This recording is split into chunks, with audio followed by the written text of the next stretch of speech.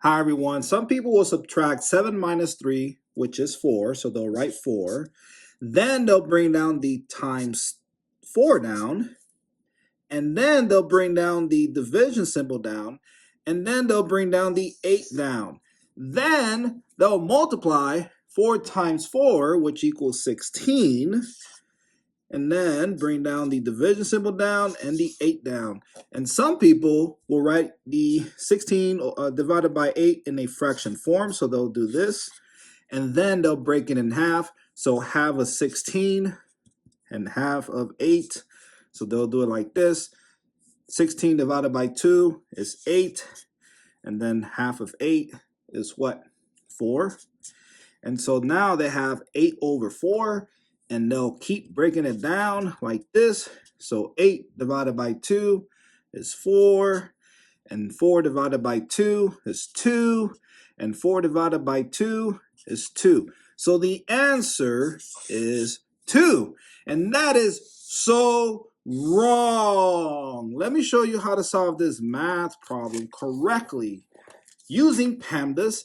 And PEMDAS is telling me that 3 times 4 will go first, not 7 minus 3. So let's go ahead and solve 3 times 4, which is 12. So I'll write 12, and then bring down the 7 minus, like this, and then bring down the division symbol down, and then the 8 down.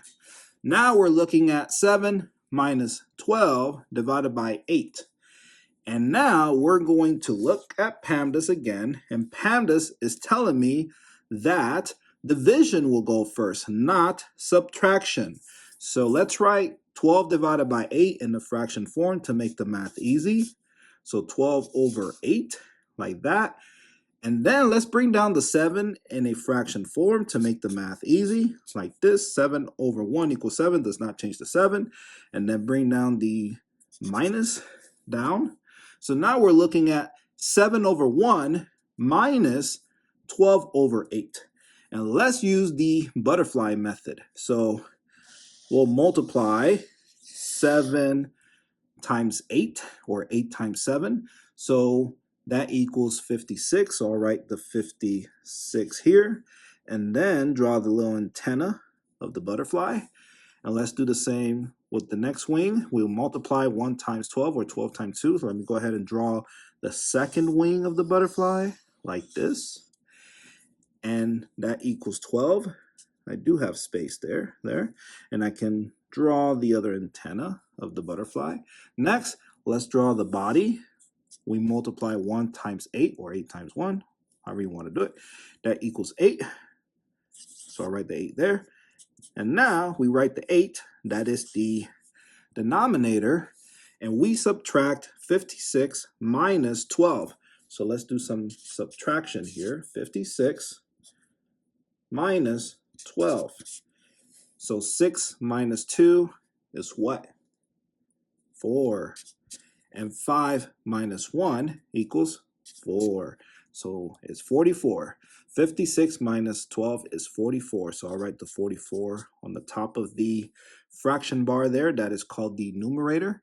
Now we're looking at an improper fraction answer. We need to simplify this to its simplest, or sorry, we need to break this down to its simplest form. So I noticed that both numbers are even. So let's go ahead and divide it by 2. So what's half of 44? 22, right?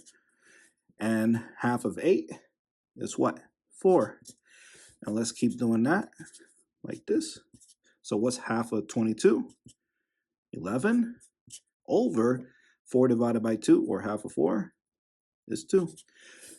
Hey, we're going to get a decimal answer and a whole mixed number answer. So we got our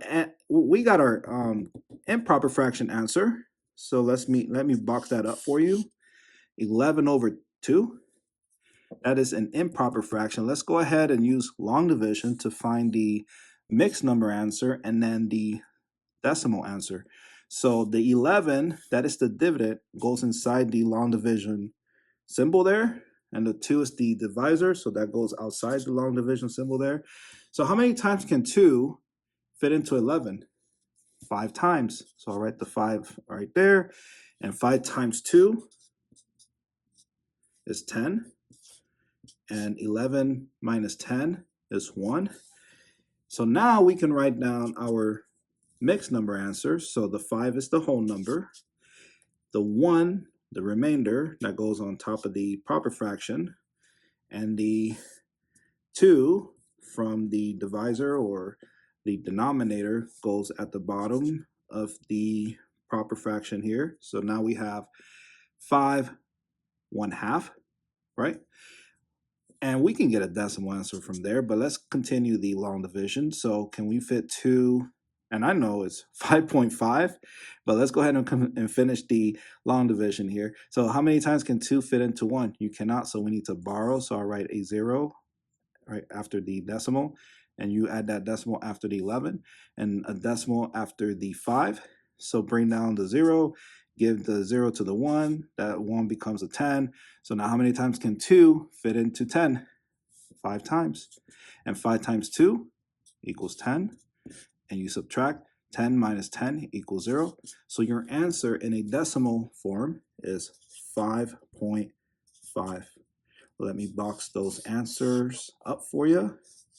You have 3 different answers: a decimal answer, a whole I keep saying whole number answer. No, it's a mixed number answer, and an improper fraction answer. And there you go. Thank you so much for watching this video, and I'll see you in the next video. If you have not subscribed, please join the smartest community on YouTube. Please subscribe, and I'll see you in the next video.